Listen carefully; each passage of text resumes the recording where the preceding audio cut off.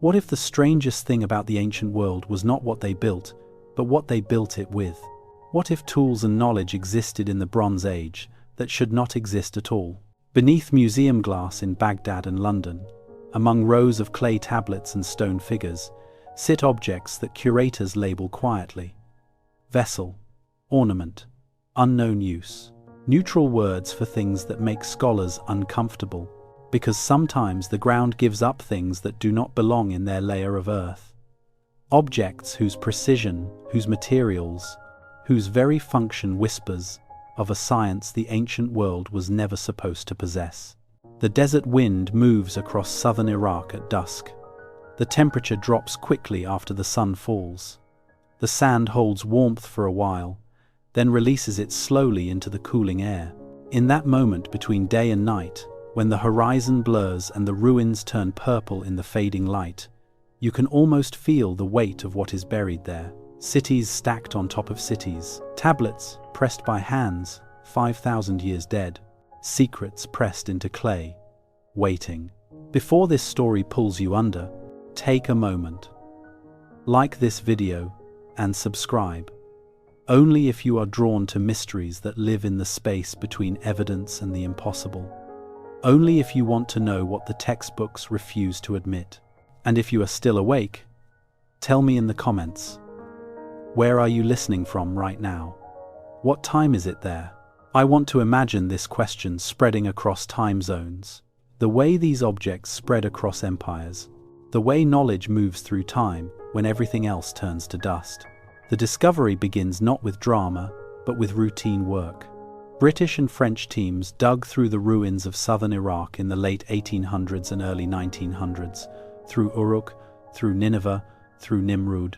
Their spades bit into clay hardened by thousands of years. They expected the usual progression: crude pottery, simple tools, the earliest scratches of writing, the standard story of people learning to walk towards civilization, one clumsy step at a time. What rose from the sand instead was refinement. City walls that stretched for miles, temples aligned to stars, tablets documenting not primitive experiments, but advanced mathematics, ratios, geometry, astronomical tables tracking Venus with a precision that would not be matched for thousands of years. The Sumerians did not stumble towards civilization. They arrived at it fully formed around 3200 BC, as if someone had simply switched on the lights. But among the thousands of clay tablets and temple foundations, workers kept finding other things. Small things. Unusual things. A rock crystal lens ground smooth and curved, ceramic jars with copper cylinders and iron rods nested inside, stained with chemical marks. Stone sculptures drilled with a precision that copper tools should not achieve. Metal mixtures containing elements not native to the region. Most were labeled carefully and stored in museum basements. Because these objects created a problem more troubling than missing history, they suggested impossible history. Take the precision drilling. When you examine certain Sumerian stone vessels under a strong lens, you find drill marks that are perfectly round, cut into stone harder than the bronze tools of the age. The kind of boring that requires either methods we do not understand or tools we have not found. Scientists discovered similar things at site after site. Crystal lenses that actually focus light. Ceramic and copper constructions that make electricity when filled with sour liquid. Metal work that belongs centuries ahead of its time. The pattern appeared slowly, not because the evidence was hidden, but because it was uncomfortable. History prefers straight lines. Tool A leads to tool B. Knowledge builds gradually, generation by generation. But here in old Iraq, skill appears before its building blocks. The Sumerians map the heavens before they should understand stars. They work with math ratios before mathematics supposedly exists. They describe chemical processes in tablets thousands of years before anyone else. And then there are the objects themselves. Small, strange, technically advanced. Sitting in museum drawers like splinters from a timeline that does not fit. One thing in particular haunts the edges of accepted history. found in layers connected to Mesopotamian civilization, now held behind glass or in storage, depending on which expert you ask. Its makeup is troubling. Highly pure copper, careful construction, signs of use over and over again. When researchers built copies of similar objects, they discovered something that should not be possible. They work, not as ritual objects, not as symbolic tools.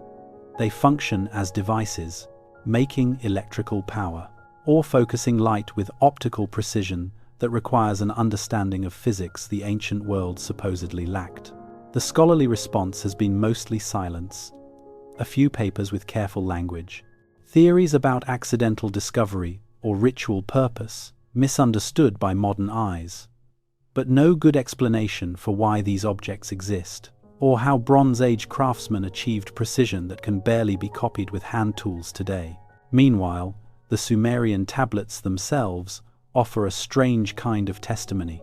Among their lists and hymns, scribes describe instruments that sound almost like technology, vessels of shining copper that store the fire, stones that make seeing clear, liquid mixtures that harden like metal.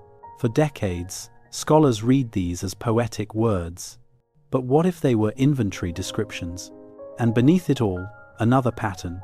The Sumerians did not call their knowledge invented, they called it restored.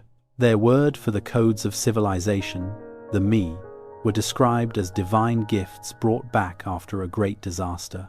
After a flood that destroyed the world that came before. At night, when museum lights go dark and objects rest in their controlled rooms, you can almost feel the weight of that word. Restoration. Not innovation, not discovery, the recovery of something that already existed once. The same way a fingerprint in dried clay holds the shape of a hand that pressed it 5,000 years ago. These objects hold the shape of knowledge we are not supposed to find in the Bronze Age. Each one a small, stubborn refusal to fit the timeline we have built. Perhaps that is why they remain so quietly labeled. Why most films skip over them. Why textbooks prefer the clean story of slow progress. Because if one small copper cylinder or crystal lens can function as real technology, then the entire foundation of our historical timeline begins to crack. The sand keeps more secrets than we have yet had the courage to dig up. The object sits in climate-controlled storage now. Some say in Baghdad. Others claim examples exist in British and German collections. The exact origin varies depending on which researcher you ask, but the basic features remain the same. It is a clay jar, roughly tube-shaped, about 5 inches tall, unglazed, plain, the kind of vessel that could easily be overlooked in a collection of thousands. But inside, this particular jar sits a copper cylinder fitted exactly to the interior size. And hung within the copper cylinder, held in place by a tar seal at the top, is an iron rod that shows signs of rust, not from age alone, but from chemical contact. When museum workers first cleaned such objects, they noticed the staining patterns, sour residue, like vinegar or citrus juice. The copper showed green marks in patterns that suggested repeated filling and emptying. The iron rod's rust was strongest where it would have been underwater in liquid. In the 1932, German archaeologist Wilhelm Koenig, working in Iraq, examined several of these objects. He suggested something that made his colleagues deeply uncomfortable. He said they might be electric cells. Primitive batteries. His idea was mostly ignored. Too strange, too out of place in time. Batteries require not just materials, but understanding. Knowledge of how chemistry works, of how different metals in sour solutions create electrical power. The ancient world was not supposed to know that. But then researchers built copies. They filled them with vinegar. They inserted the copper and iron parts exactly as found in the original objects. And they measured the results. Voltage, small but real, enough to power metal coating operations. Or perhaps to create the feeling of divine presence in temple rituals, enough to prove the design was not an accident. The rock crystal lenses present a similar problem. To grind crystal into an exact optical curve requires not just patience, but math understanding. You must know how light bends, how curve affects focus. The Nimrod lens, when tested, showed optical features matching careful engineering, not the random polish of decorative work. And this is where the Sumerian timeline becomes truly unsettling. These are not single odd things, they are part of a pattern. Across Mesopotamian sites, scientists kept finding objects that demanded more technical knowledge than the Bronze Age was supposed to have. Precision drilling in hard stone, complex metal mixtures, chemical processes described in tablets, star observations requiring records kept across many generations. Sumer already challenges our understanding by appearing too advanced too quickly. But these objects, these working devices, push the question deeper. They suggest not just smart culture, but smart science, applied physics, practical chemistry, engineering that serves a purpose. The copper and clay vessels were not made once by accident. Multiple examples exist with the same construction methods.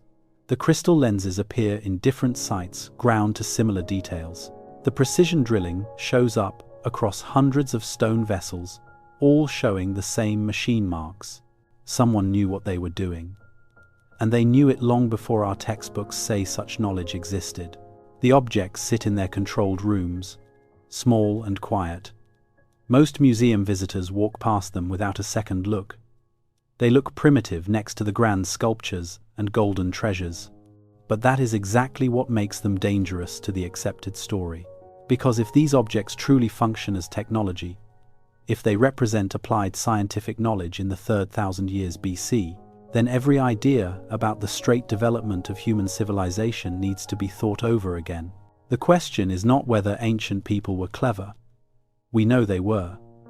The question is, where did this particular kind of cleverness come from? How did Bronze Age craftsmen learn to control chemical reactions for electrical making? Who taught them optical rules? What tradition kept this knowledge alive when it could not have been learned from simple trying and failing? The desert wind still moves across the ruins of Uruk and Ur, carrying dust that might contain flakes of copper, fragments of crystal, molecules of ancient chemistry. And in the vaults behind locked doors and file labels, the objects wait. To understand why these objects should not exist, you must first understand the world that made them. Or rather, the world that supposedly made them. Because the more you learn about ancient Sumer, the stranger the entire civilization becomes. Sumer appeared in southern Mesopotamia, in what is now Iraq, around 3200 BC. This is the area between two rivers, the Tigris and the Euphrates. The land is flat, hot, dry. The rivers flood every spring with snowmelt from mountains far to the north. That flooding brought rich silt that made the soil good for growing food. But it also brought danger. Too much water could destroy everything. The Sumerians were not the first people to live there.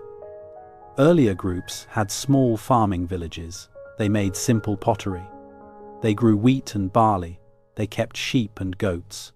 These earlier people, called the Ubaid culture, lived there from about 5000 to 4000 BC. Their villages were small, their tools were basic, their pottery showed gradual improvement over centuries. This is what we expect. Slow development, one generation learning from the one before, small changes adding up over time. Then around 3200 BC, something changed. The archaeological record shows a sudden jump, not a gradual improvement, a transformation. Within a few generations, cities appeared, real cities. Uruk grew to cover nearly 3 square miles. Walls surrounded it. Temples rose on platforms. Thousands of people lived and worked together in organized systems. Writing appeared.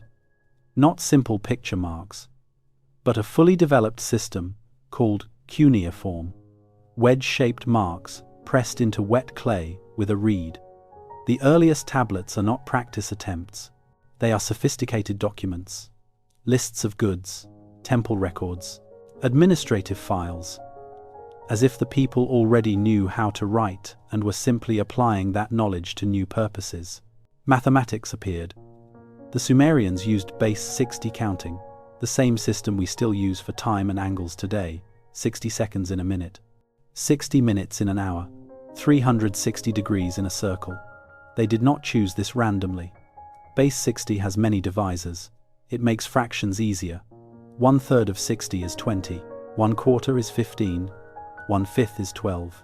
This is not the math system of people just learning to count. This is the system of people who already understood advanced number properties. Astronomy appeared. The Sumerians tracked the movement of Venus across the night sky. They recorded its positions. They noticed patterns. They could predict when Venus would appear in the morning sky and when it would appear in the evening sky. This requires observations kept carefully over many years. It requires understanding that celestial bodies move in regular cycles. It requires mathematics to calculate those cycles. Architecture appeared. The Sumerians built ziggurats, massive stepped pyramids made of millions of mud bricks. The sides faced the cardinal directions: north, south, east, west. The corners were aligned to astronomical points. The proportions followed mathematical ratios. These were not random piles of brick. These were engineered structures designed according to precise plans. All of this appeared suddenly, within a few generations, as if someone turned on a switch, as if knowledge that should have taken centuries to develop was already there, waiting to be used. Archaeologists call this the urban revolution, the birth of civilization. But that name assumes it was a birth. What if it was something else? What if it was a remembering? The Sumerians themselves said their knowledge came from before. They had a word for it, the me. These were divine codes, cosmic rules, blueprints for civilization itself. The me included everything: kingship, priesthood, laws, writing, mathematics, metalwork, weaving, music, agriculture, all the skills needed for organized society. But here is what makes it strange. The Sumerians did not say they invented the me. They said the gods gave them the me. After a great destruction, after floods wiped away what came before, the me were saved and then restored, given back to humanity, so civilization could be rebuilt. This is not the language of innovation. This is the language of recovery, of remembering something that was lost, of restoring something that existed before. The Sumerian king list tells this story in its own way. It names cities that existed before the flood: Eridu, Bad Tibira, Larak, Sippar, Shuruppak. It lists kings who ruled for impossibly long times, tens of thousands of years. Then comes a line that appears in text after text: the flood swept over. After the flood, kingship descended from heaven again. But the reign lengths become normal, hundreds of years, then decades, as if something fundamental changed, as if time itself changed, or as if the way time was measured changed after the catastrophe. The tablets describe a world before the cities, before the temples, when things were different. They speak of knowledge systems that existed before the flood came up from the earth. They describe this not as myth, but as record, as history. Scholars have traditionally read all of this as religious literature, creation myths, flood legends common to many cultures, symbolic stories meant to teach moral lessons or explain the origin of customs. But what if the Sumerians were describing something real? What if they were the survivors, the descendants of survivors of an actual catastrophe? What if their knowledge really was restored rather than invented? The language they spoke supports this possibility in a strange way. Sumerian is a language isolate. It has no known relatives. It does not belong to any language family. Not Semitic like Akkadian or Hebrew. Not Indo-European like Greek or Sanskrit. Not related to any language spoken anywhere else in the world that we know of. When linguists first decoded Sumerian writing in the 1800s, they expected to find a simple early language. basic grammar, limited vocabulary, the linguistic equivalent of baby steps. Instead, they found complexity, sophisticated verb systems, abstract concepts, technical terms for specialized activities. This was not a language in development. This was a mature language, being written by people who clearly inherited it rather than invented it from scratch. Where did it come from? If it has no relatives, that suggests either extreme age, so old that any related languages disappeared without trace, or isolation from other language groups for so long that connections became impossible to recognize. Either possibility pushes Sumerian origins far deeper into the past than the conventional timeline allows. The mathematical system is equally puzzling. Base 60 requires understanding divisibility, recognizing that some numbers break down into many factors while others do not. 60 can be divided evenly by 2, 3, 4, 5, 6, 10, 12, 15, 20, and 30. This makes it incredibly useful for practical calculations, for measuring land, for dividing resources, for tracking time. But choosing base 60 requires abstract mathematical thinking. You need to understand what makes a good base system. You need to have worked with numbers enough to recognize the advantages. This is not the math of people just learning to count on their fingers. This is the math of people who have already solved those problems and are using a refined system that works. Sumerian mathematical tablets show applied geometry, calculating area, determining volume, solving equations for construction projects. They used the Pythagorean theorem more than 1,000 years before Pythagoras lived. They calculated square roots. They understood ratios and proportions. These are not primitive attempts. These are sophisticated techniques, preserved in a teaching tradition. The Babylonians, who came after the Sumerians, politically continued studying Sumerian as a scholarly language long after it stopped being spoken. For them, Sumerian was like Latin in medieval Europe, a dead language kept alive for religious, legal, and scientific purposes. Priest schools taught young scribes to read and write Sumerian, to copy ancient texts, to preserve the knowledge written in that strange, isolated language. Technical manuals were copied and copied again across generations. Medical texts, star observations, math procedures, all kept in Sumerian, even as the spoken languages of Mesopotamia shifted to Akkadian, then Aramaic. The language became a container for preservation, carrying technical knowledge across centuries of political upheaval and cultural change. This system of preservation is important because it shows how knowledge can survive even when the civilization that created it does not. If information is encoded in a specialized language, if that language is taught in schools dedicated to its preservation, if copying texts is a sacred duty, then knowledge can travel across time, even when physical objects are destroyed.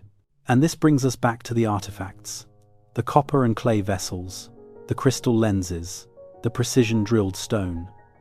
These objects require prerequisite knowledge. To build a working electric cell, you need to understand that different metals in sour solutions create electrical power. You need to know the metals must not touch, that the liquid must contact both, that the arrangement matters. This is not trial and error. This is applied chemistry. To grind an optical lens, you need geometric rules.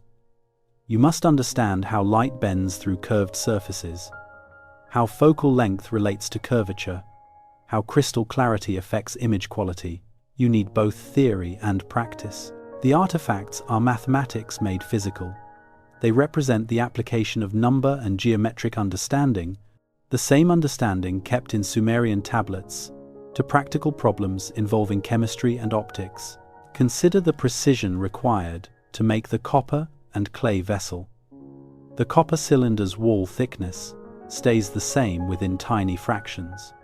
The iron rod is positioned centrally, hung at exact alignment. The proportions of cylinder size to height follow math ratios that increase the surface area contact between copper and the sour liquid. This is not random arrangement. This is applied geometry. The same geometric thinking that appears in Sumerian building plans and field measurement tablets. Someone calculated the best dimensions, understood the relationship between surface area and electrical potential, and wrote that knowledge into a design that could be copied. The Sumerian world was not primitive. It was not the beginning.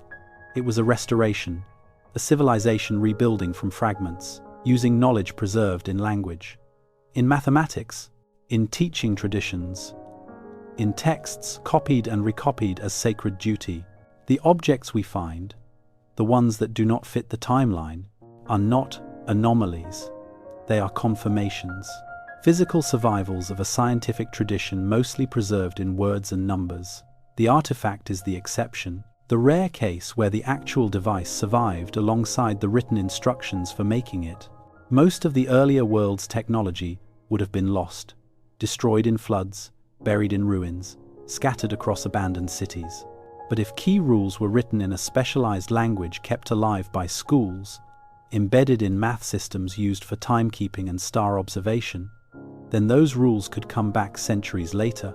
Used by craftsmen following ancient formulas they might have understood as sacred knowledge rather than scientific technique. Language becomes more than communication. It becomes a time container, carrying sophisticated concepts across the breaks that destroyed the physical world.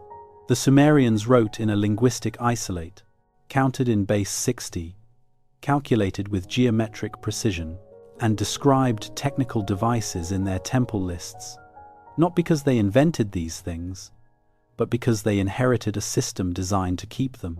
The artifact sits in its museum vault, a small copper and clay cylinder that bridges the gap between word preservation and physical reality. The tablets describe it, the math system explains its proportions, the language carries the instructions, and the object itself proves the knowledge was real, working, deliberately engineered. But if the Sumerians inherited this knowledge, if they restored it after catastrophe, then the question becomes even more uncomfortable. What world existed before Sumer? What civilization developed the science that Sumer preserved? And what destroyed it so completely that only fragments remained? The answer lies in mud, in 8 feet of water-deposited silt that marks where one world ended and another began. Leonard Woolley stood at the edge of an excavation pit in 1929. The sun burned overhead. The temperature pushed past 100 degrees. Local workers pulled bucket after bucket of earth from beneath the ancient ruins of Ur. This was southern Iraq, dust and heat and ruins that stretched in every direction under the white sky. Woolley was British, an archaeologist trained in the careful methods of early 20th century fieldwork. He had been digging at Ur since 1922. By 1929, he had cut down through centuries of occupation, through pottery layers, through building foundations, through the normal accumulation of human habitation that marks any ancient city. Then the artifacts stopped. Clean clay, river-deposited silt, no pottery, no ash, no building debris, just uniform mud 8 feet thick in some places, stretching across the entire excavation site. Woolley kept digging. Below that 8-foot barrier of flood silt, human occupation resumed. Different pottery styles, earlier building techniques, evidence of a thriving settlement that had been buried, covered completely by flood deposits, then rebuilt on top centuries later. His team measured the extent of the flood layer across multiple dig sites in Ur. It was not local. It covered the entire ancient city footprint, a massive flood that had buried the earlier settlement under meters of river clay. Woolley calculated what kind of flood could leave such a deposit. Not normal seasonal flooding, not the Euphrates overflowing its banks during spring melt. This was catastrophic flooding, water levels far exceeding anything the region experiences in recorded history. Similar flood deposits appeared at other Mesopotamian sites. Excavations at Uruk, Kish, Shuruppak, and Nineveh revealed comparable layers. Thick deposits of water laid sediment separating older occupation from newer construction. The dates varied slightly by location, suggesting perhaps multiple flooding events between 3000 and 2900 BC, or one massive event that affected different areas at different times. Geologically, the evidence pointed to something real, not the global flood of biblical proportions, but certainly regional destruction on a scale that would have wiped out entire populations, destroyed cities, and broken the continuity of whatever civilization existed before. The ancient texts suddenly made uncomfortable sense.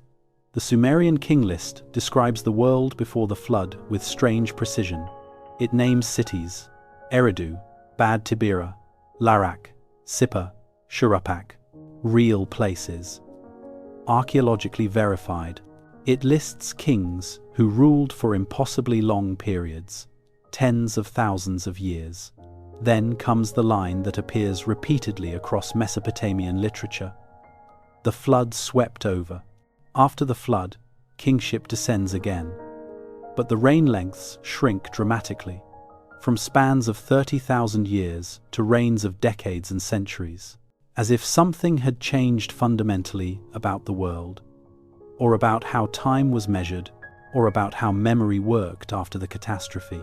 The Epic of Gilgamesh tells the story through Utnapishtim, a man warned by the god Ea to build a boat and save himself, his family, and the seeds of life from a coming deluge.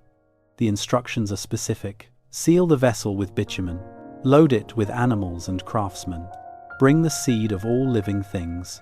When the flood comes, it is described with clarity that feels historical rather than mythological.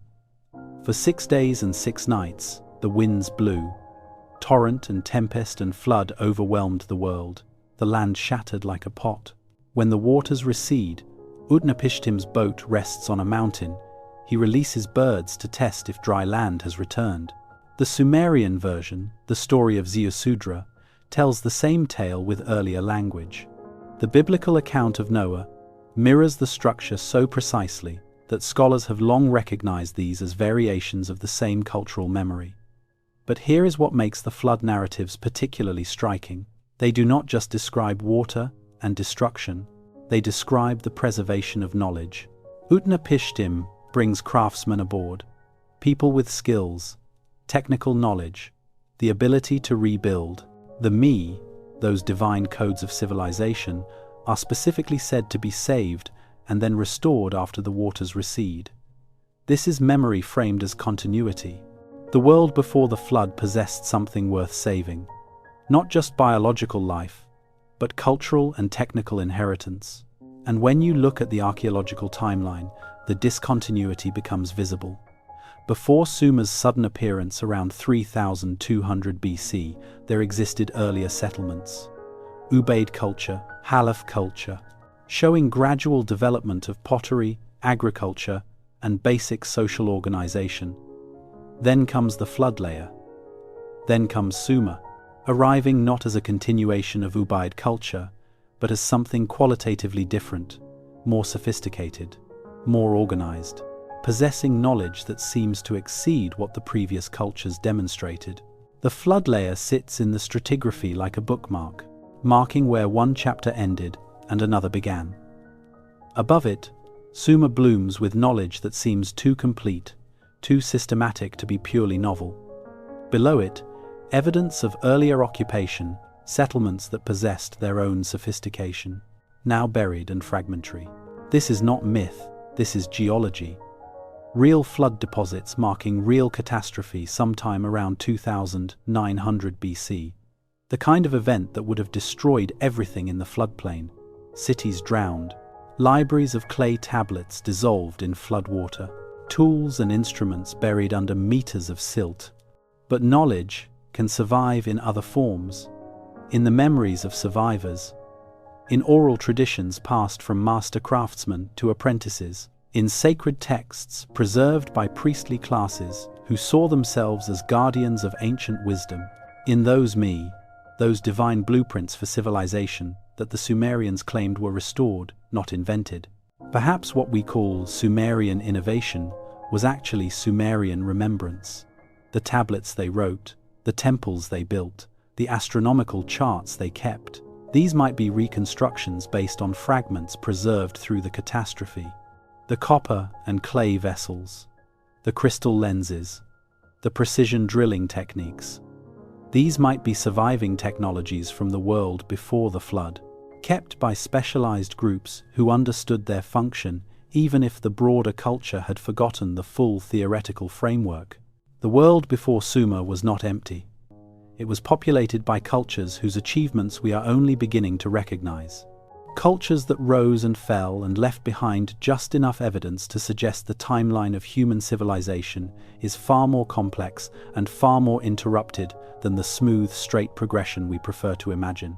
Even earlier sites hint at capabilities that make Sumer's sophistication less anomalous and more like part of a longer pattern. Göbekli Tepe in southeastern Turkey predates Sumer by more than 6,000 years.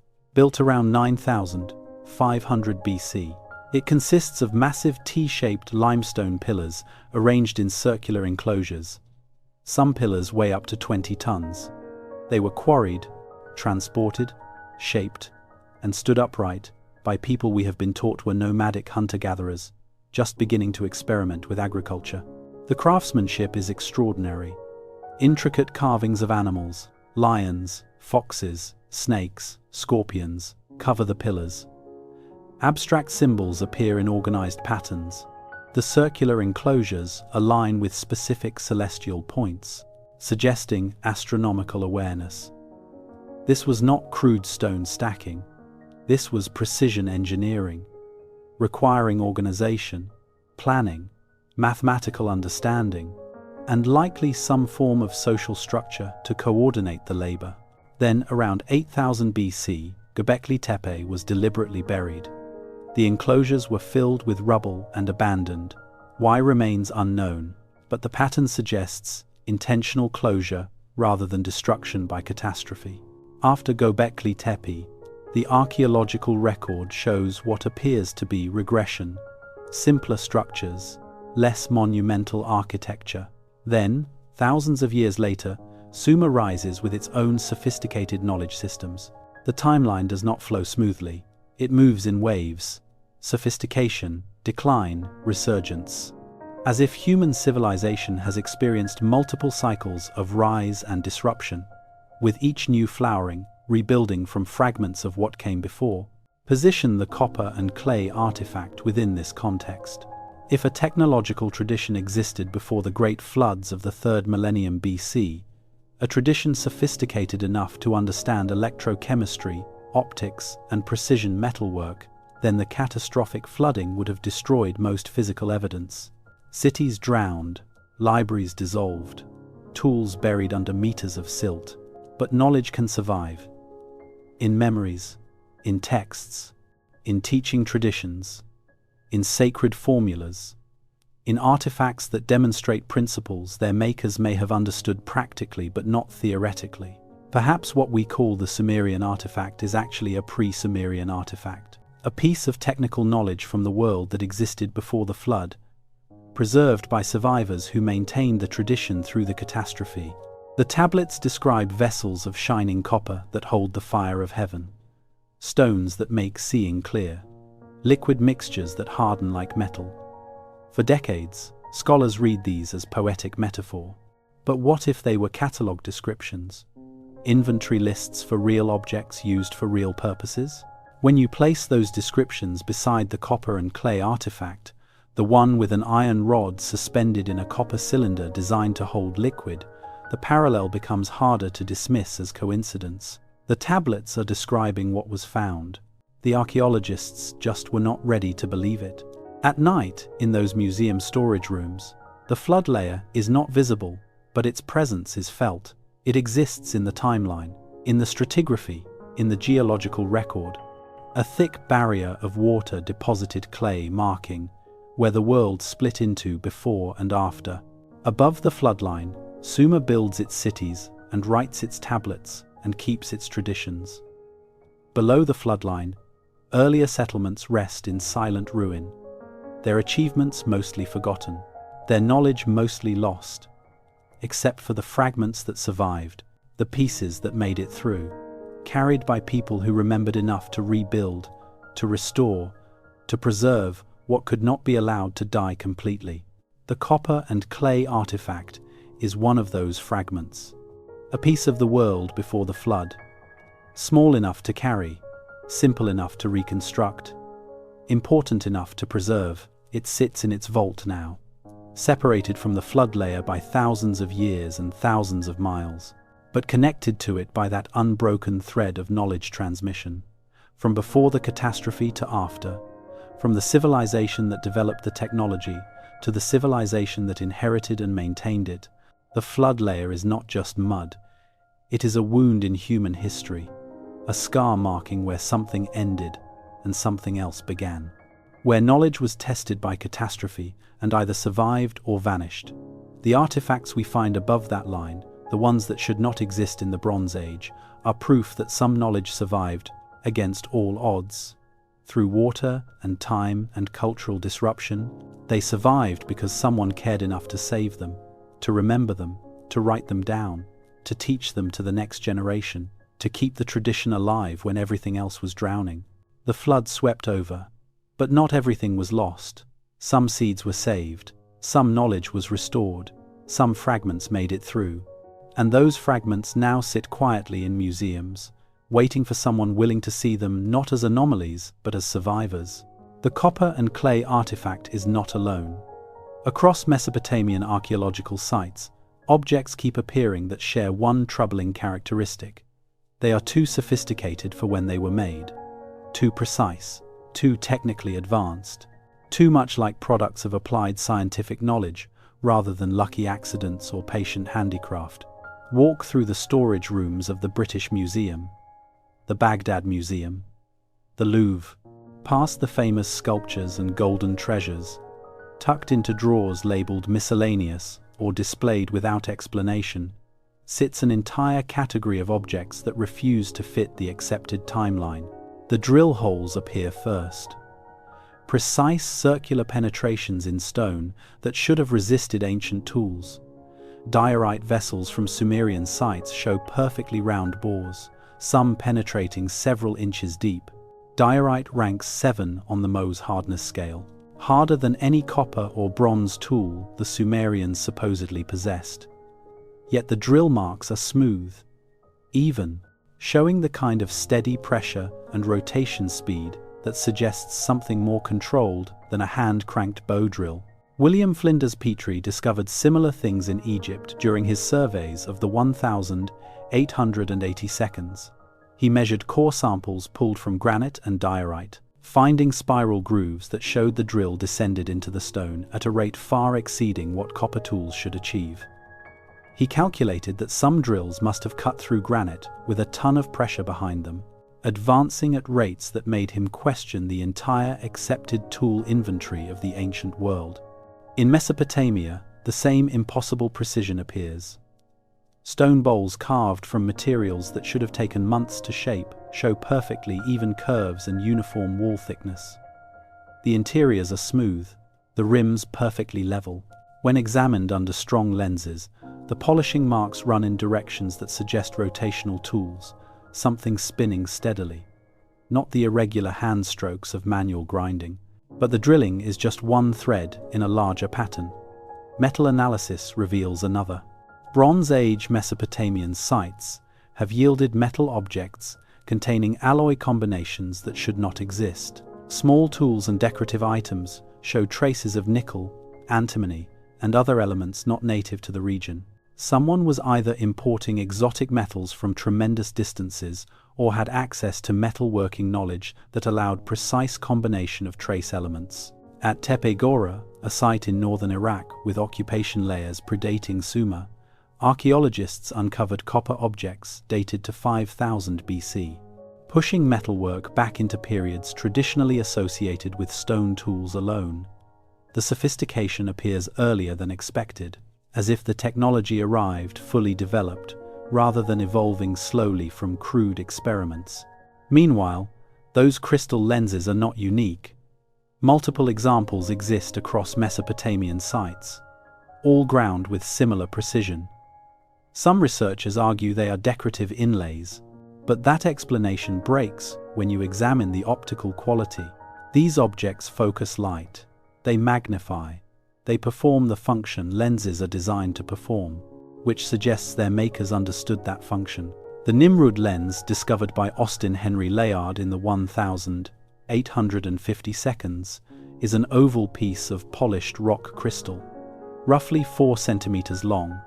One surface is flat, the other ground into a precise curve. When examined under magnification, it shows no random scratches or uneven polish.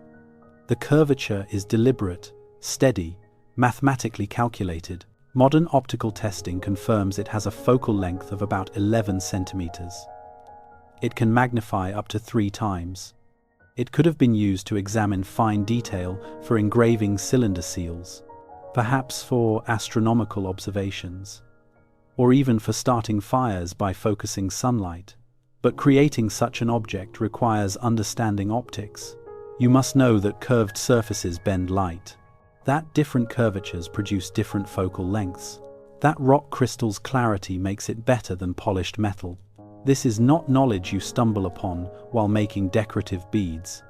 This requires theoretical understanding and practical technique.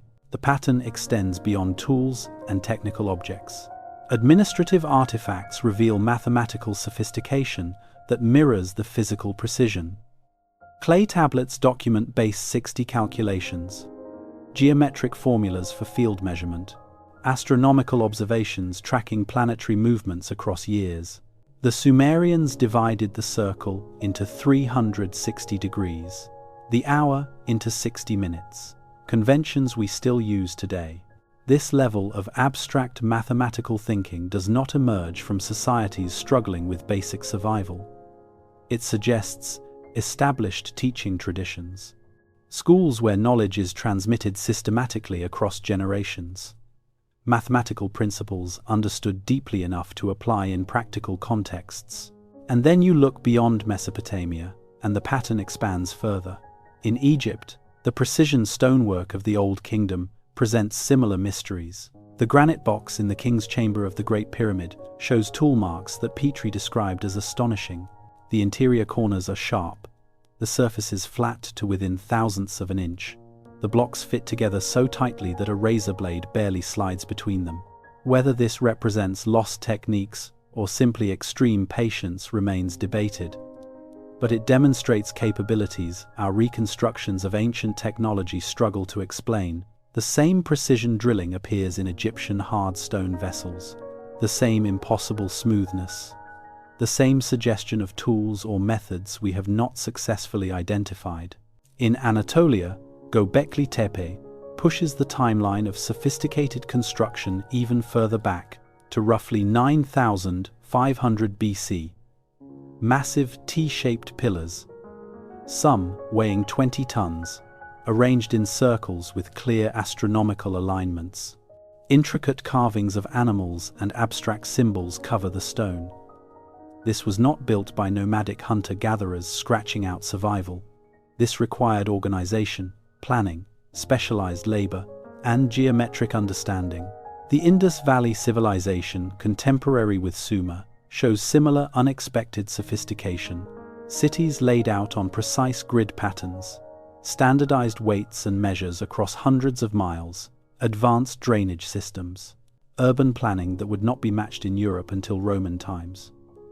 And like Sumer, the Indus Valley appears suddenly in the archaeological record, already mature, already organized, already possessing knowledge that should have taken centuries to accumulate.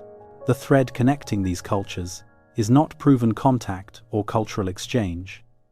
It is the shared characteristic of arriving on the historical stage already developed, already possessing knowledge that seems too complete, too systematic, too much like inheritance rather than innovation. Back in those museum storage rooms, the miscellaneous artifacts wait in their climate-controlled drawers, each one catalogued cautiously. Vessel of unknown purpose, ritual implement, decorative object. The labels are intentionally vague, because specific interpretation invites uncomfortable questions. If you call a copper and clay cylinder a battery, you must explain where Bronze Age people learned electrochemistry. If you call a ground crystal an optical lens, you must explain who taught them about focal lengths. If you acknowledge that drill holes in diorite require advanced tool technology, you must revise the entire timeline of human technical development. So instead, the objects receive neutral labels and quiet placement among thousands of other artifacts. They do not make it into textbooks. They rarely appear in documentaries. They occupy the margins of archaeology, acknowledged but not explained, present but not integrated into the standard narrative, yet together they form a pattern too consistent to dismiss. From Mesopotamia to Egypt, from Anatolia to the Indus, evidence suggests cultures possessed technical knowledge beyond what our historical models predict. Not just clever craftsmanship or patient skill, but applied scientific understanding of materials, mathematics, and physical principles. The copper and clay artifact is not an anomaly. It is an example, one piece of a technological tradition we have only partially excavated, partially understood, and largely ignored, because it does not fit the story we have been telling ourselves about the slow march of human progress. Temple inventory lists from Uruk and other sites catalogued ritual objects with precise terminology. Among the expected items, clay lamps, ceremonial daggers, incense burners, appear phrases that translate awkwardly into modern language. Vessels of shining copper that hold the fire of heaven. At first glance, this reads as metaphor, perhaps a poetic way to describe oil lamps or braziers used in religious ceremonies. But the description becomes more specific. These vessels are distinguished from ordinary lamps. They are described as having inner rods of iron and being filled with sharp water, a phrase that appears in multiple contexts to describe sour liquids, possibly vinegar or fermented fruit juices. The vessels do not burn oil, they are filled with liquid, and somehow they produce an effect associated with divine presence. When you place this description beside the copper and clay artifact, the one with an iron rod suspended in a copper cylinder designed to hold liquid, the parallel becomes impossible to ignore. The tablets are describing what archaeologists found. The scribes were cataloguing real objects used for real purposes, objects that generated electrical sensation when filled with sour liquid, creating a tingling feeling, a sense of divine energy, real enough to be worth writing down, real enough to inventory, real enough to maintain across generations. Other tablets mention stones that make the distant near, or stones of clarity that bring sight to darkness. These appear in lists of tools used by artisans, particularly seal cutters who carved intricate designs into tiny cylinder seals. The descriptions emphasize clarity, precision, the ability to see fine details that the naked eye might miss. Rock crystal lenses, objects that magnify, tools for close work requiring exact detail. The language is careful, technical, specific. These are not vague mythological references, but inventory descriptions distinguishing one type of tool from another. The scribes knew these objects existed because they counted them, catalogued them, noted when they were moved between temples or workshops. Medical tablets offer another window into technical knowledge. Sumerian physicians documented recipes for compounds using precise measurements and multi-step processes.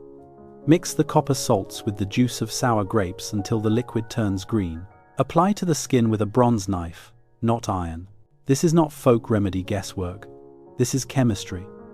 The instruction to avoid iron tools when working with certain copper compounds suggests understanding of how metals react differently with acids.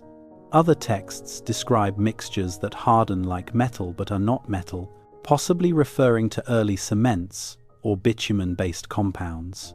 Instructions specify heating temperatures, cooling times, proper ratios of ingredients. The precision implies tested knowledge, repeated processes, understood principles. The texts describe objects that match what archaeologists actually found. The problem is that both the objects and the descriptions require technological understanding. Our timeline does not accommodate. To deliberately construct a galvanic cell, you need electrochemical knowledge.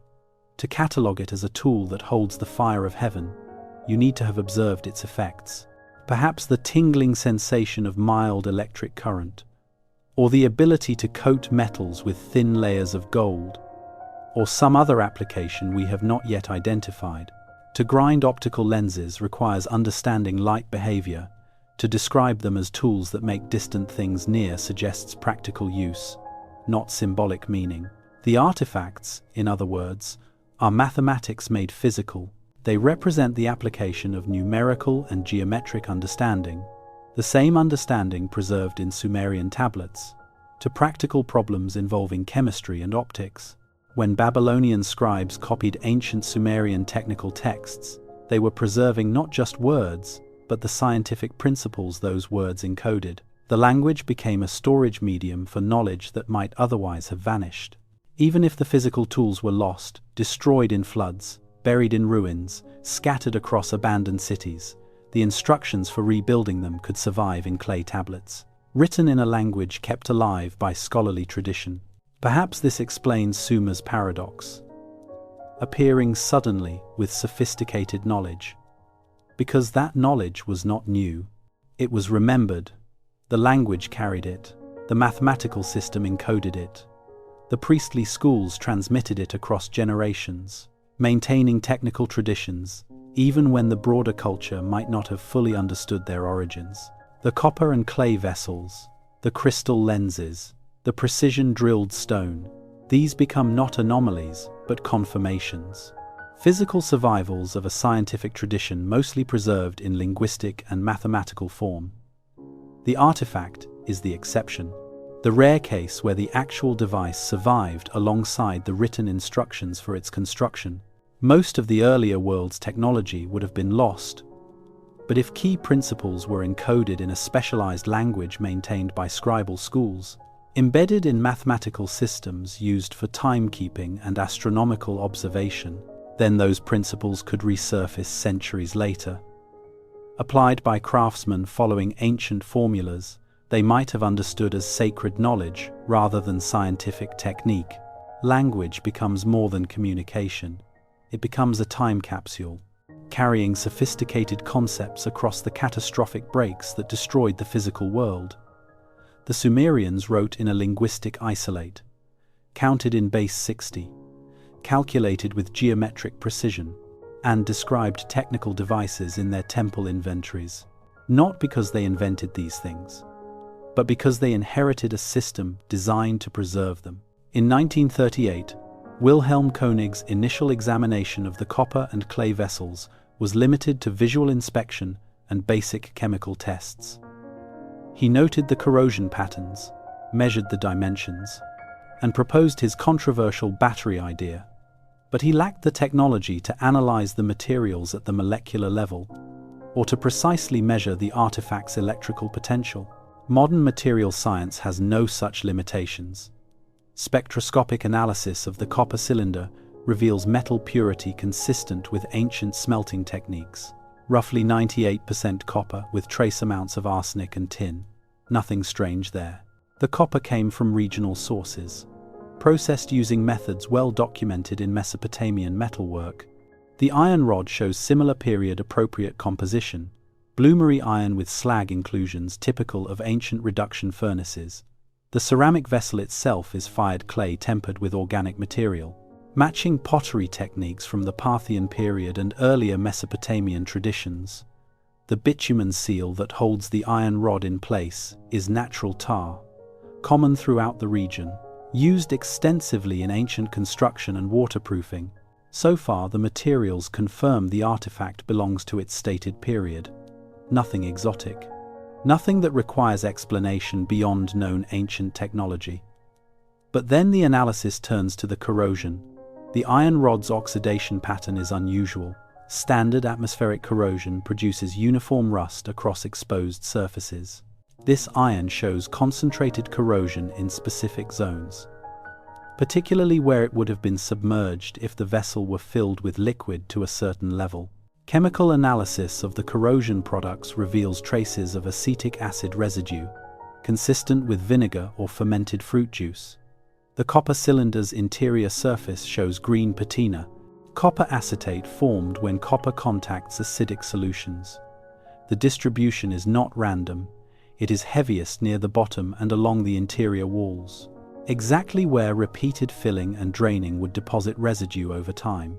This is not the gradual decay of an empty vessel buried in soil for 2,000 years.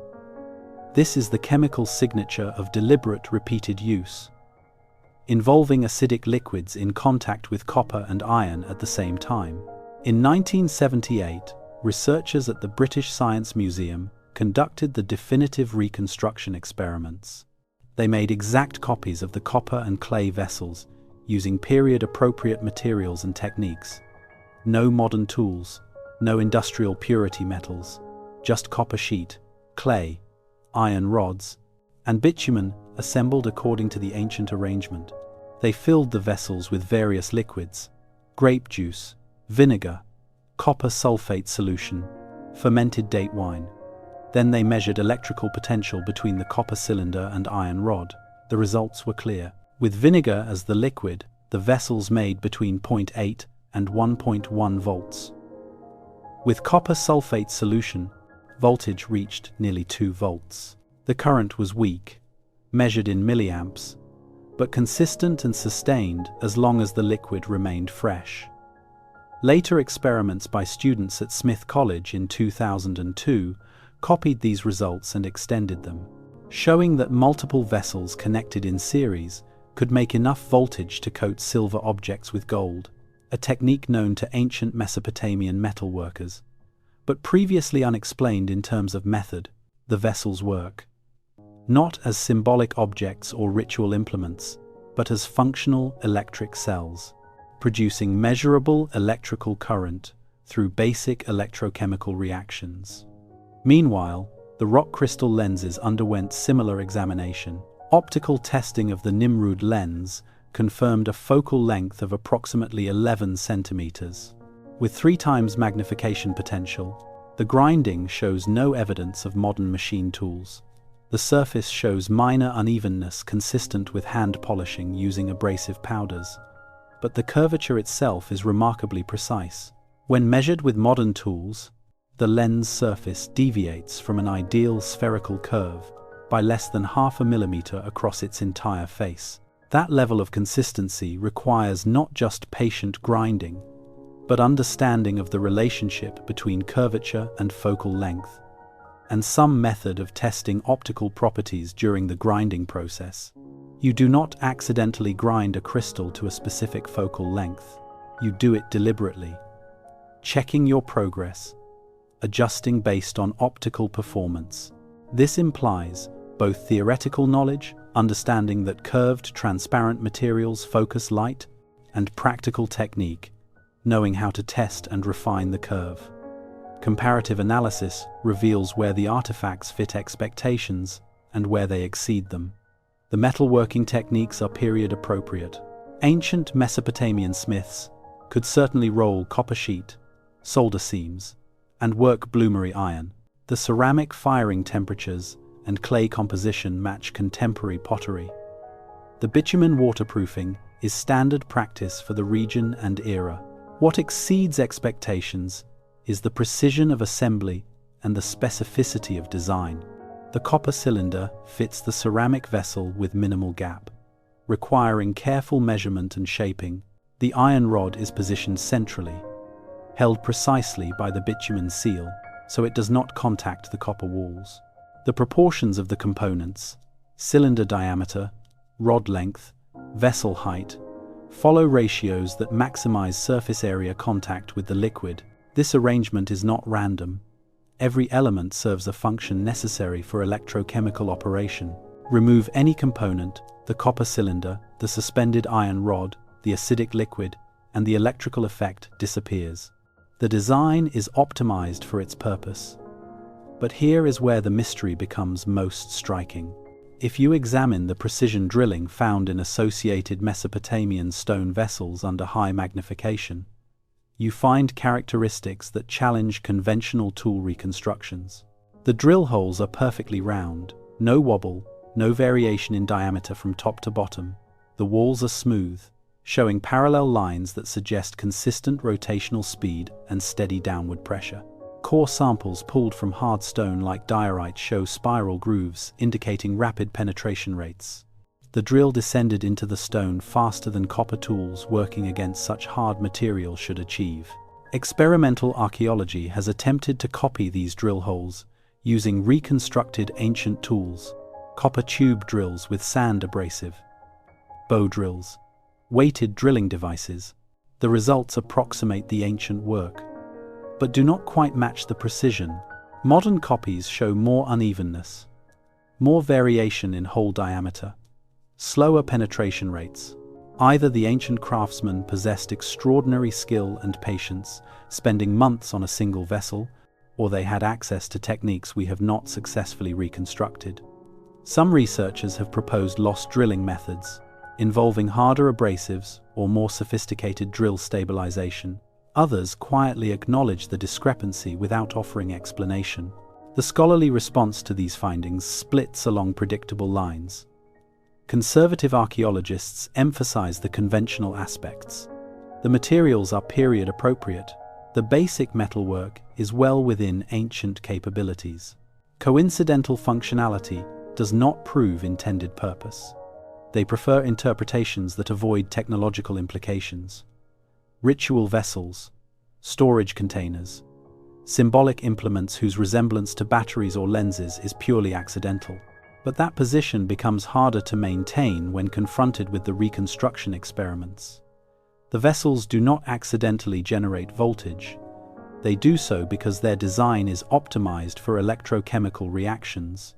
The lenses do not accidentally focus light. They do so because they are ground to appropriate curvature.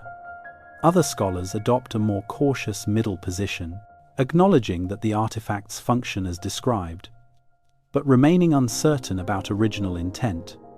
Perhaps ancient craftsmen discovered these effects through trial and error, without understanding the underlying principles.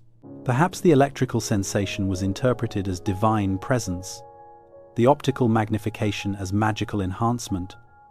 A smaller group suggests something more challenging, that these artifacts represent applied scientific knowledge, understanding of electrochemistry and optics encoded in practical devices, built according to principles transmitted through the very linguistic and mathematical systems that preserved other aspects of Mesopotamian science.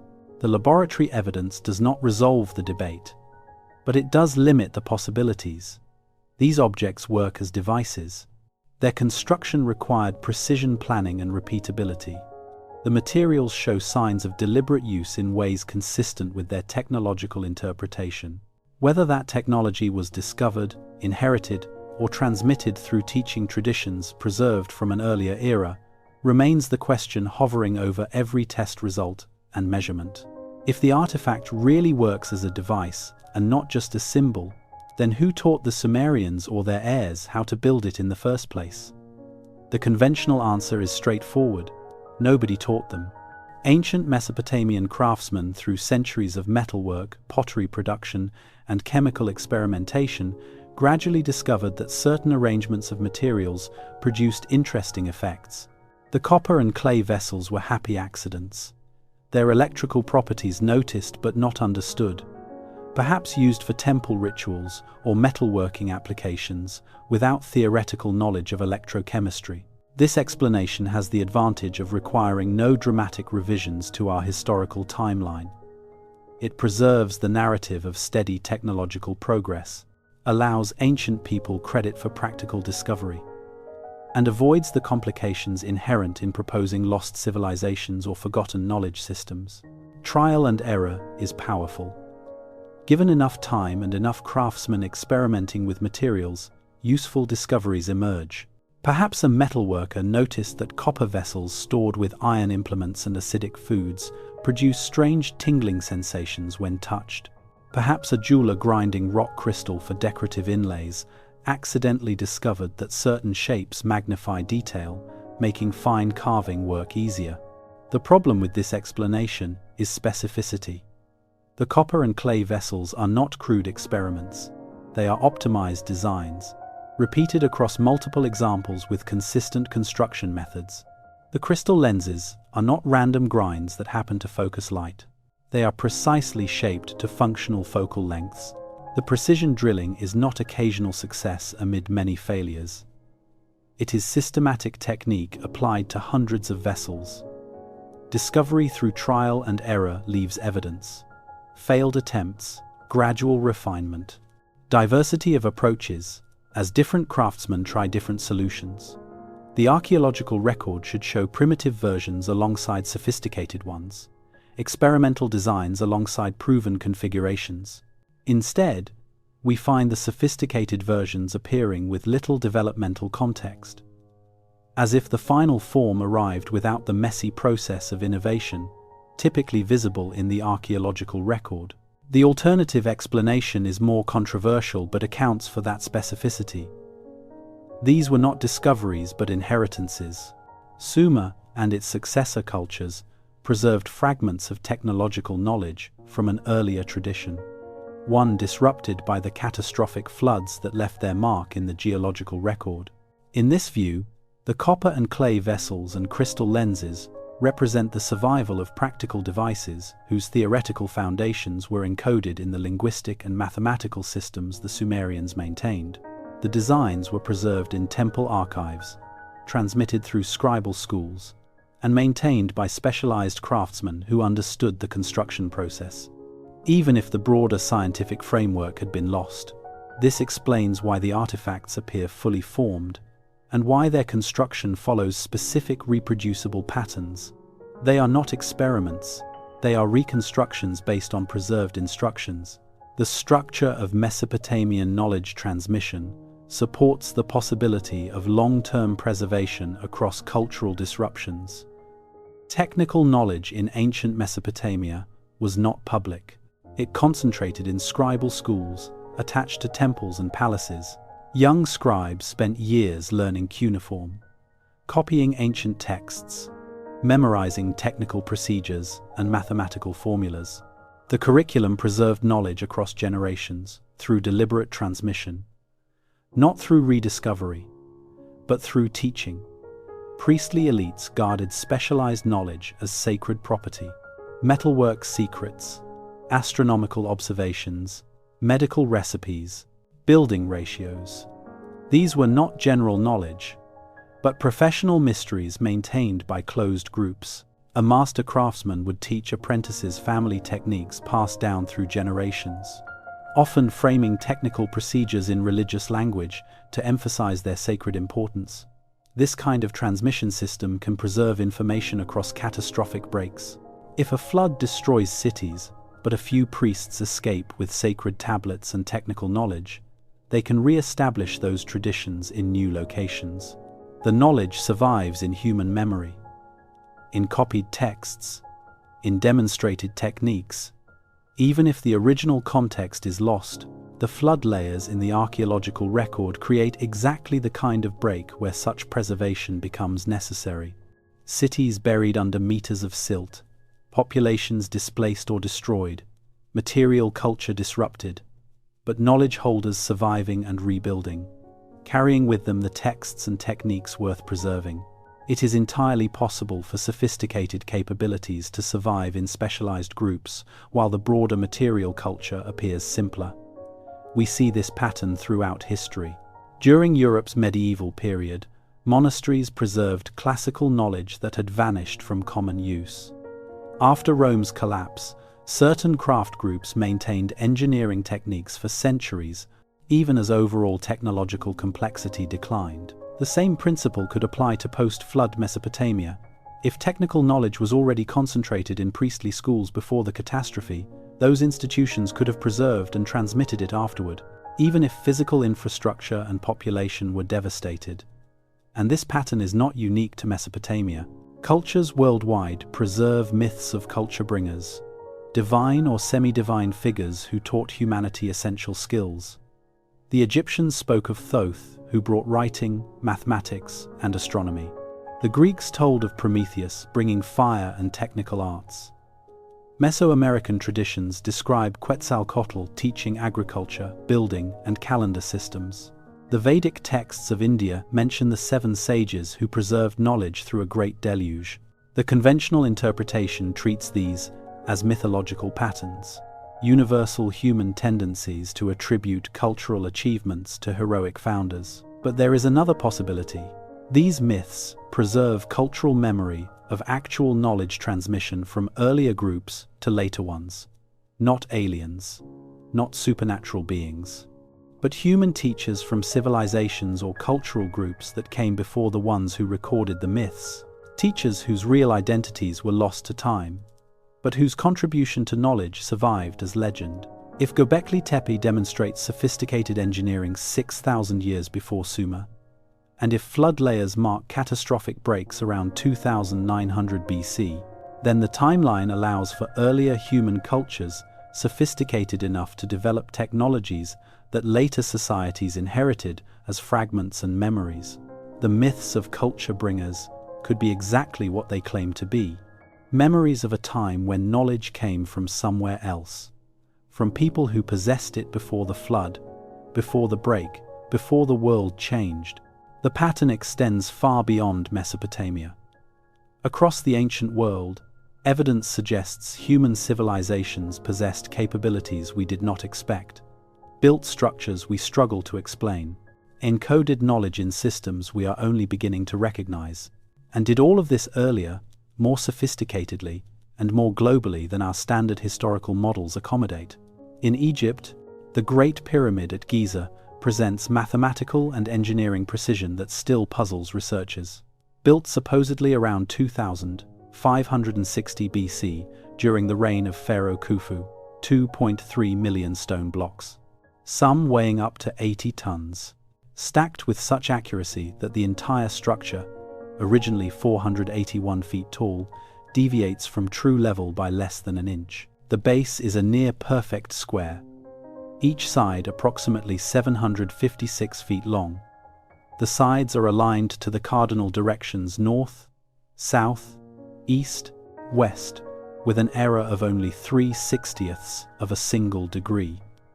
This level of precision requires sophisticated surveying techniques and mathematical understanding. The internal chambers are equally remarkable. The King's Chamber contains a granite box cut from a single piece of stone. When William Flinders Petrie measured it in the 1,880 seconds, he found the interior corners sharp to tolerances measured in thousandths of an inch. The surface is flat and smooth beyond what should be achievable with copper tools and sand abrasive. Petrie wrote in his survey notes that the precision was astonishing. He could not explain how it was accomplished with the tools available to Old Kingdom Egypt. The granite is one of the hardest stones. Ranking 6 to 7 on the Mohs scale, copper ranks 3. Bronze ranks slightly higher, but still too soft to efficiently cut granite.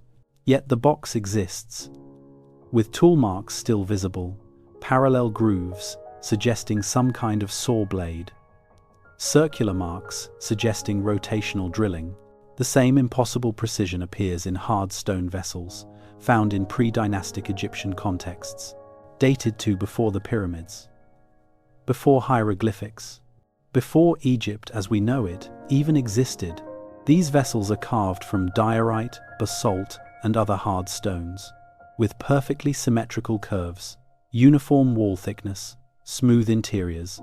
Some have narrow necks and wide interior chambers, impossible to carve by hand through the narrow opening, suggesting either lost techniques or tools we have not identified. The Sphinx presents its own mystery. Conventional Egyptology dates it to the same period as the pyramids, around 2500 BC, built by Pharaoh Khafre. But geologist Robert Shook examined the weathering patterns on the Sphinx enclosure walls in the early 1990 seconds and found something unexpected. Deep vertical fissures carved into the limestone, not by wind and sand, but by water. Heavy, prolonged rainfall over thousands of years, the kind of rainfall that has not fallen on the Giza Plateau since the end of the African humid period, roughly 5,000 to 9,000 years ago. If Shoch's analysis is correct, The Sphinx could be far older than conventional chronology allows, potentially dating to 7000 BC or earlier. This would push Egyptian civilization's origins back by thousands of years, into a period when Egypt should not have had the organization, knowledge, or capability for such monumental construction.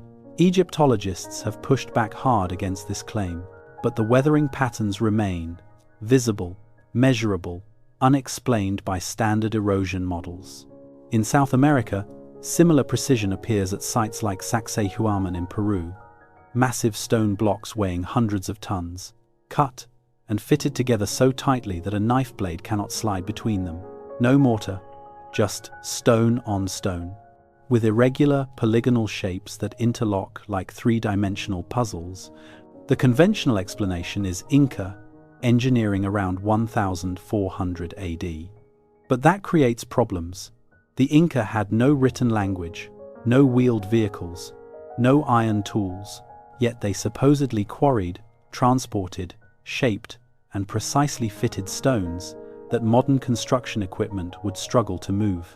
Local traditions claim the Inca found these structures already standing, built by an earlier unknown people.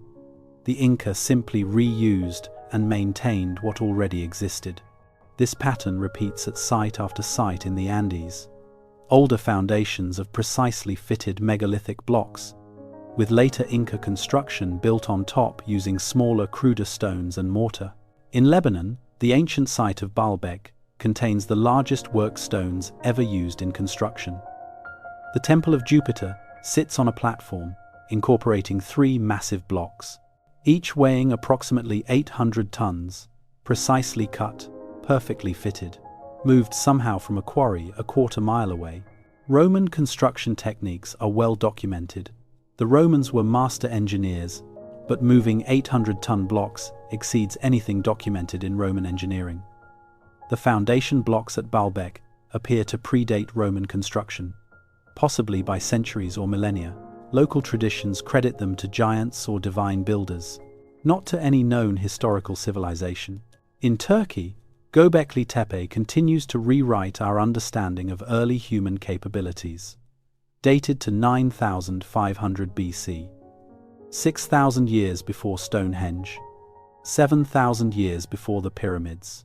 The site consists of multiple circular enclosures, each containing massive T-shaped limestone pillars, some weighing 20 tons, carved with intricate images of animals and abstract symbols. The people who built Göbekli Tepe were supposedly hunter-gatherers, nomadic groups without permanent settlements, without agriculture, without the social organization necessary for such monumental construction. Yet the evidence is undeniable. The site exists. The pillars stand. The carvings demonstrate artistic sophistication and symbolic thinking. What makes Göbekli Tepe even more puzzling is its deliberate burial around 8000 BC. The enclosures were carefully filled with rubble, covered over, abandoned. Why would people invest enormous effort to build such a site, then deliberately bury it? What knowledge or tradition were they preserving or protecting? In India, the Indus Valley civilization shows urban planning and engineering that rivals any contemporary culture. Cities like Mohenjo-Daro and Harappa date to roughly 2600 BC, the same period as early Egyptian and Sumerian civilizations. The cities are laid out on precise grid patterns, with standardized brick sizes, advanced drainage systems, public baths, granaries. The level of urban planning suggests centralized authority and sophisticated engineering knowledge. Yet the Indus script remains undeciphered. We do not know their language, their political structure, their beliefs. They left no temples, no palaces, no obvious signs of royal power. Yet they built cities that functioned efficiently for centuries. Then around 1900 BC, the Indus civilization declined and eventually disappeared. Climate change, river shifts, some disruption that caused the cities to be abandoned, the knowledge that built them fading into memory and legend. In Cambodia, Angkor Wat presents its own engineering mysteries.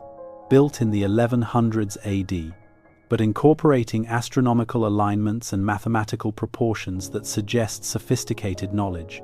The temple is aligned to spring equinox. The proportions encode mathematical ratios. The layout mirrors celestial configurations. The Khmer builders who constructed Angkor Wat inherited knowledge from earlier Southeast Asian cultures, who inherited from earlier Indian traditions, who inherited from unknown sources deeper in time, each civilization building on fragments of what came before, adding their own innovations, but also preserving older patterns whose origins were already ancient. On Easter Island, the massive stone heads called moai raise questions about Polynesian capabilities around 1200 to 1600 AD. Some moai weigh up to 80 tons.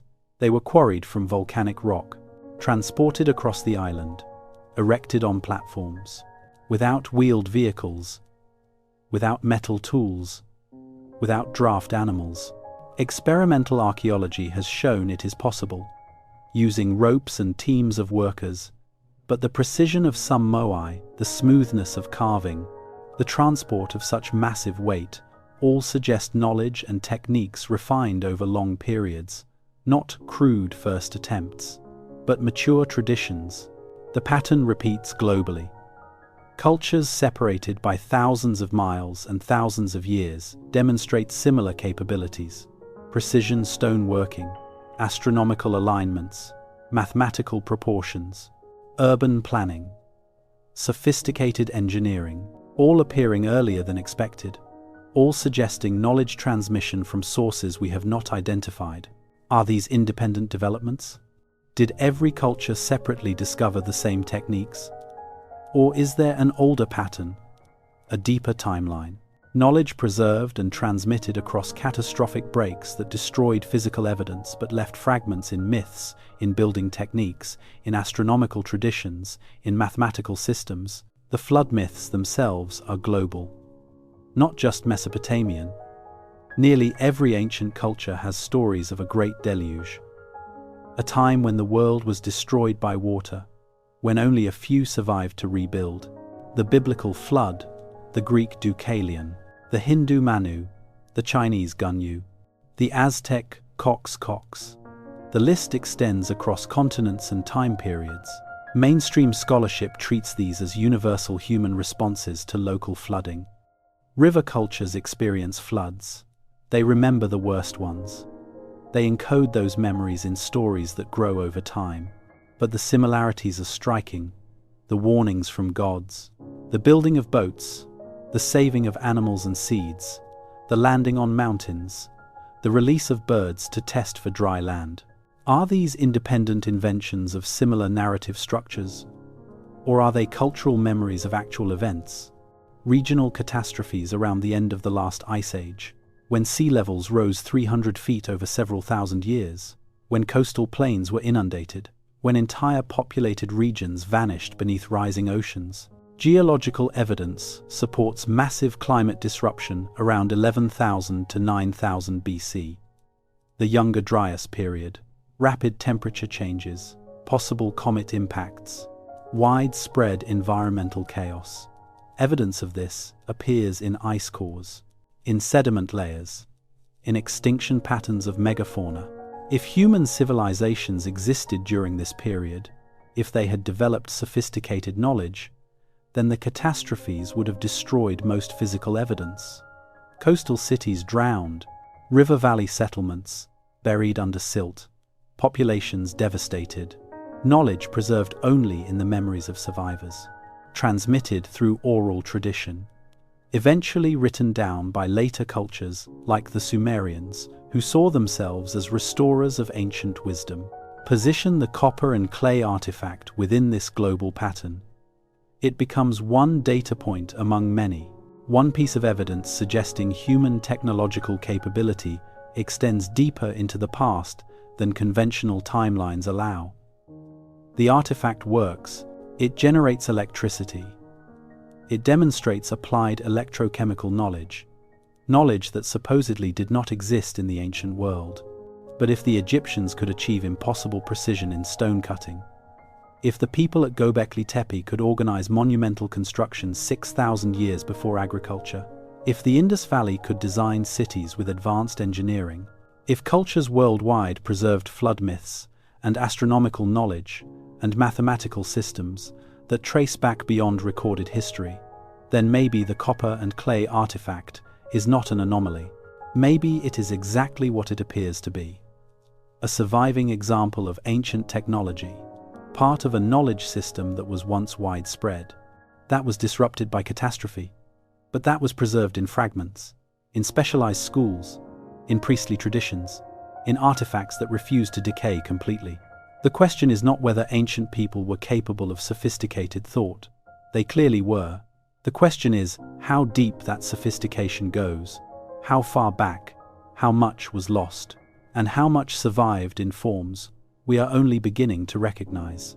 The wind passes over ruins on every continent, over Giza and Göbekli Tepe, over Baalbek and Sacsayhuaman, over Mohenjo-Daro and Angkor Wat, over Easter Island and countless other sites where human capability exceeded what should have been possible for the time period.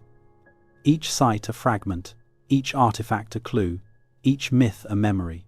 Together, they suggest a story more complex than the smooth progression from primitive to civilized. A story of rises and falls, of knowledge gained and lost and partially recovered, of civilizations that built, that knew, that preserved what they could when disaster struck. And that left behind just enough evidence to make us question everything we thought we knew about the human past. Night settles over the museums now. The fluorescent lights dim in climate-controlled storage rooms where thousands of artifacts rest in numbered drawers. In display halls, security lights cast long shadows across cases filled with clay tablets, cylinder seals, stone sculptures of forgotten kings. The day's visitors have gone home, and the ancient objects return to their patient vigil, waiting as they have waited for millennia, holding their secrets in copper and crystal and cuneiform script. Somewhere in that darkness sits the artifact. Perhaps in Baghdad, perhaps in London or Berlin. The copper has dulled to green patina. The clay vessel shows cracks from its time underground. The iron rod, corroded by centuries and by whatever acidic liquid once filled the space between metal and ceramic, rests in its suspended position, aligned, deliberate, purposeful, even in stillness. If light catches the crystal lenses in an adjacent case, they might gleam faintly. Smooth curves, ground by hands, that understood how transparent stone bends light, how curvature creates focus, how vision can be enhanced through deliberate shaping of natural materials. These objects do not announce themselves. They do not demand attention the way golden treasures or monumental sculptures do. They sit quietly among thousands of other small things pulled from the earth. Pottery shards, broken tools, fragments of daily life in the ancient world. But they carry weight beyond their size. They represent questions we have not fully answered, about who knew what and when, about how knowledge travels through time, about what survives when civilizations fall. Meanwhile, 7,000 miles from those museum vaults, wind moves across the Iraqi desert. It passes over the ruins of Uruk, where ziggurat foundations still rise from the sand like the bones of something immense. It carries dust across Tel al-Muqayya, where Wooley's excavation trenches cut down through the flood layer that marks the world's division into before and after. The same wind that cooled Sumerian scribes, bent over clay tablets in 3000 BC, now whispers through empty foundations and buried streets. The same sun that witnessed the construction of the first cities now sets over their remnants, walls softened by erosion, bricks returning to the earth they came from, temples slowly dissolving back into the landscape. Beneath that sand lie older layers still, cities built before the flood, settlements whose names we do not know, foundations that predate Sumer itself. And somewhere in that stratification, buried under meters of silt and millennia of accumulated dust, might rest other artifacts, other examples of knowledge that does not fit our comfortable timeline. The world that produced the copper and clay vessels also produced the king list with its impossible reign lengths, the flood myths that mirror geological reality, the base 60 mathematics we still use, the astronomical tables tracking Venus, the medical texts describing chemical processes, the linguistic system that appears fully formed with no clear ancestor. Sumer was not the first civilization. It was the first civilization to remember, to systematically record and preserve what came before, to frame its own achievements as restoration rather than innovation, to maintain scribal schools that copied ancient texts long after the language that wrote them had ceased to be spoken. The artifact becomes a symbol for that act of remembrance, a physical fragment of technical knowledge transmitted across the catastrophic break that divided the world into antediluvian and post-flood eras. Whether its makers fully understood the electrochemical principles they were applying, or whether they followed instructions preserved from an earlier scientific tradition, it represents the survival of sophisticated knowledge through disruption.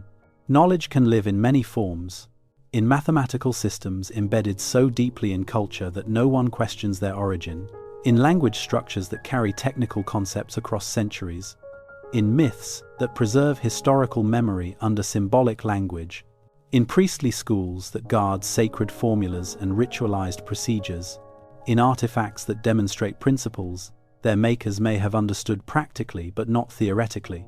Every civilization that falls leaves breadcrumbs, objects that do not quite fit, that suggest capabilities beyond what we expected, that whisper of knowledge systems more sophisticated than survival should have allowed.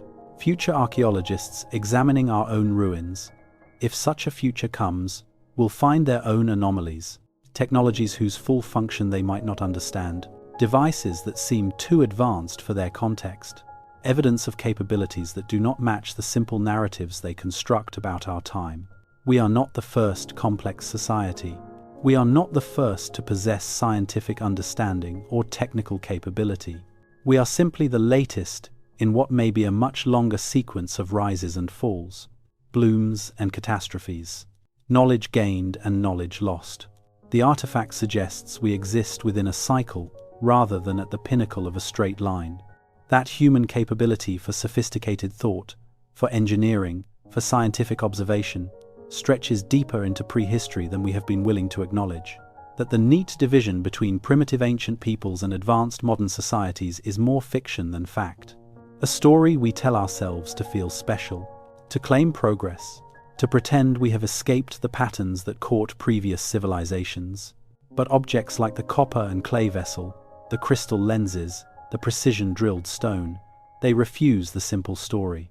They sit in their cases and drawers, small and quiet, not fitting the narrative, not disappearing despite scholarly discomfort. They wait, the way truth waits, patient, persistent, willing to be ignored, but unable to be erased. Perhaps that is the real gift of artifacts that do not fit. They force humility. They remind us that history is deeper than our records, that human capability is older than our timelines, that the story of civilization is more complex than the linear progression from crude to sophisticated that we have constructed to organize the past. The museum lights stay dim through the night. The artifacts rest in their controlled environments, temperature and humidity carefully monitored to prevent further decay. Outside, the world turns through its hours, and the same questions hover over the ancient objects that have hovered over them since archaeologists first pulled them from the earth. Where did this come from? Who made it? What did they know that we thought they could not know? And what does it mean that these objects exist at all? If one small Sumerian artifact can whisper that our history is older, stranger, and more advanced than we think, what else is still sleeping in the ground, waiting for someone willing to listen? And so, we return to where we began, to the present moment, wherever you are listening from right now. The past whispers through fragments of clay and stone, but we are here, present, alive, still asking questions, still wondering what came before and what lessons might be waiting in the dust. That capacity to wonder, to seek, to remember what was forgotten, that is what makes us human. If this journey through time resonated with you, take a moment to like this video, subscribe if you want to explore more mysteries that sleep between history and myth. Your support helps keep these stories alive, helps preserve the questions even when answers remain elusive. And perhaps that is the real message hidden in those ancient tablets. Not just what happened, but that someone cared enough to write it down, to preserve it, to send it forward through time to us. We do the same now, in our own way, remembering, questioning, sharing. The Sumerians called their knowledge restoration, the recovery of what was before, not the creation of something new. And if that is true, then we are part of that same cycle, not the first to seek understanding, but the latest in a long line of seekers stretching back through time, back through the flood layers, back through the buried cities, back to people whose names we do not know, but whose curiosity we share. They looked up at the same stars we see. They wondered about the same questions we ask. They built, they calculated, they preserved. They hoped that someone, someday, would find what they left behind and understand. Thank you for listening. Thank you for wondering with me. Thank you for being part of this ancient conversation that spans millennia. The artifacts wait in their vaults. The ruins wait in the desert. The questions wait in the space between evidence and interpretation. And we wait too, in a way. Wait for the next discovery, the next clue, the next piece of the puzzle that might help us see more clearly what the past was really like. Until the next mystery calls us back into the deep time, may your present be peaceful, may your questions lead you somewhere meaningful, and may you rest well, knowing the story continues, knowing that every generation adds its own chapter, its own questions, its own small attempts to understand what came before. The wind passes over the ruins one last time tonight. It carries dust that might have once been temples, dust that might have once been tablets, dust that might have once been the hands that pressed those tablets into shape. Everything returns to dust eventually. Everything except the questions. Those persist. Those travel forward. Those wait for the next person brave enough to ask. Good night. Sleep well. And when you wake, the mysteries will still be here. Patient as stone, ancient as starlight, waiting,